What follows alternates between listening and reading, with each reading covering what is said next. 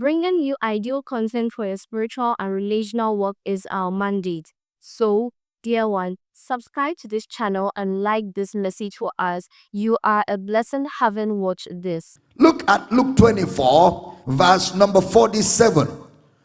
And that repentance and remission of sins should be preached in his name among all nations, beginning at Jerusalem.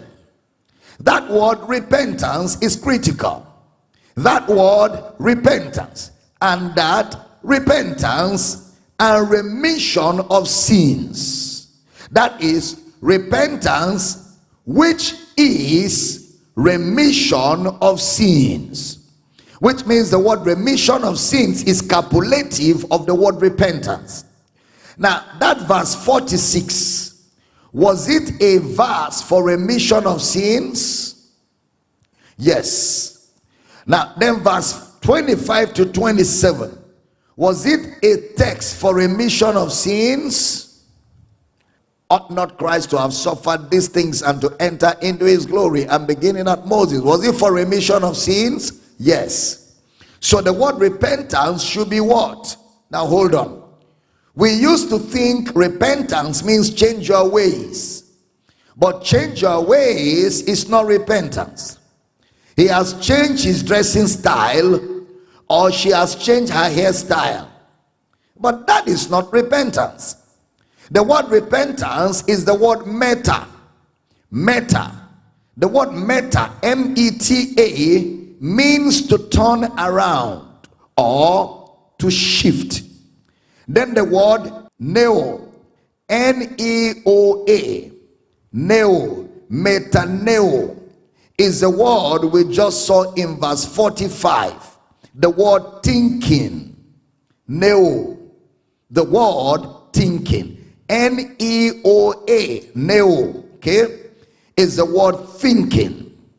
Nous, N-O-U-S, the mind, nous. Now we use Greek because the English language is about 800 years old, which means in Bible days, the book of Acts, they were not using English to preach in the book of Acts.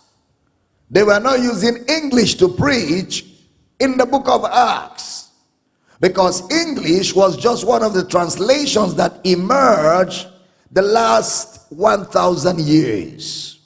The original letters were written in the language used in those days for the intellectuals, and that language was the Greek. So many times in translating from one language to another, some meaning might be lost. The King James Version, for example, the grammar of the English of King James of 1611 has been reviewed 15 times. 15 times, which means that in those days, the only word they could have used for the nobles then was understand and understanding. Repentance today was not repentance then, because language has evolved. But the understanding of the word in the Greek is the word metanoia, which means thinking. Metanoia, repentance. It means thinking, a change of thinking. Question: did the disciples just have a change of thinking in this text? Yes. Now, a change of thinking about themselves, or a change of thinking about the scriptures? About the scriptures, correct. Now, so always realize what I just said. A change of thinking is not always about you. In repentance, a change of thinking is not always about you. The repentance is about God and his word. The repentance is about God and his word. So the repentance is about God. And question: the thinking is what? Remission of sins. That thinking is the remission of sins. So in other words, people will see God in a way they have not before now. People will see God in a way they have not before now. Look at something in Romans, the 2nd chapter. Now, before that, so the repentance in Luke 24:47, is it the repentance of your behavior or the repentance of the scriptures? The repentance of the scriptures. Romans chapter 2, the 1st to the 4th verse. Therefore, thou art inexcusable, O man, whosoever thou art that judgest. For wherein thou judgest another, thou condemnest thyself. For thou that judgest does the same things. Next verse. But we are sure that the judgment of God is according to truth against them which commit such things. Next verse. And thinkest thou this, O man, that judgest them which do such things, and doest the same, that thou shalt escape the judgment of God? Next verse. Oh, I like this. Or despisest thou the riches of his goodness and forbearance and long suffering, not knowing, I like you to take note of that, not knowing that the goodness of God leadeth thee to repentance. Pay attention to that verse 4. Not knowing is the word agnoe. Agnoe. A-G-N-O-E. Agnoe. Now, when you put negative on knowledge, that is knowledge you do not know. That is, these people did not know. What did they not know?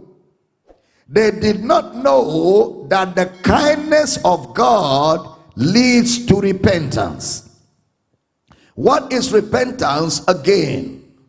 A change of thinking about God. So in their knowledge, they had wrong facts about God. In their knowledge, they have wrong facts about God. It's just like sometimes when people try to criticize us, and then you see the kind of mundane things that they put together as arguments, and you're only just full of compassion for them. Now, so they have the wrong facts about God. So God's kindness is for people. God's kindness is for people. That is, not knowing that the goodness of God leads to repentance. That is, the goodness of God leads to a change of thinking. Thinking about yourself or about God. About God, it leads to a change of thinking about God. So the repentance is about God to change how you see God by his kindness. To change how you see God by his kindness. So God's kindness is for people to have a change of thinking about him. God's kindness is for people to have a change of thinking about him. In other words, people have a distorted view about God. A lot of people have a distorted view about God. He mentions his long suffering and his patience. His forbearance is the one that changes his mindset about God. The first thing God asks Adam is, who told you that you were naked? Who told you that you were naked? From the very inception, we found a wrong idea about God. He ran away. Adam ran away. Who told you that you were naked? Have you eaten of the tree that I asked you not to eat? Who told you that you are naked? How did you get to that conclusion? So people's wrong impression about God has created many religions in the world today. Yeah. People's wrong view about God is the reason for diverse religions in the world today. Remember in Genesis 3, what the serpent told the woman was, had God said, thou shalt not eat of every tree of the garden? And she said, he said we should not even touch of every tree. Now, what was the statement? Was the statement not to eat? And then he said, you shall not surely die. Wow. That sounds like a word of faith confession. The word of faith movement. Thou shalt not surely die. You think that that's a good confession, but that's a rebellious, sinful statement against God's thoughts, against God's words. You shall not surely die. In other words, one of the strongest weapons of Satan is your ignorance above God. One of the strongest weapons of Satan is your ignorance about God. Hosea 4:6 says, my people are destroyed for a lack of knowledge. Isaiah 5:13 says, my people are gone into captivity, for they have no knowledge. Your ignorance of God is a weapon. Is a weapon in the hands of the devil, because you don't know, agnew, not knowing. The same way the disciples were ignorant of the scriptures, they had the scriptures but did not know it. They didn't know the message in the scriptures. Not knowing and ignorance has built religions around the world. Ignorance has built churches. Ignorance has given birth to movements. Not knowing. We promised you a power-packed content here and we surely delivered. So, please like and share this message for us. Also, hit that subscribe button below for more knowledge for your destiny.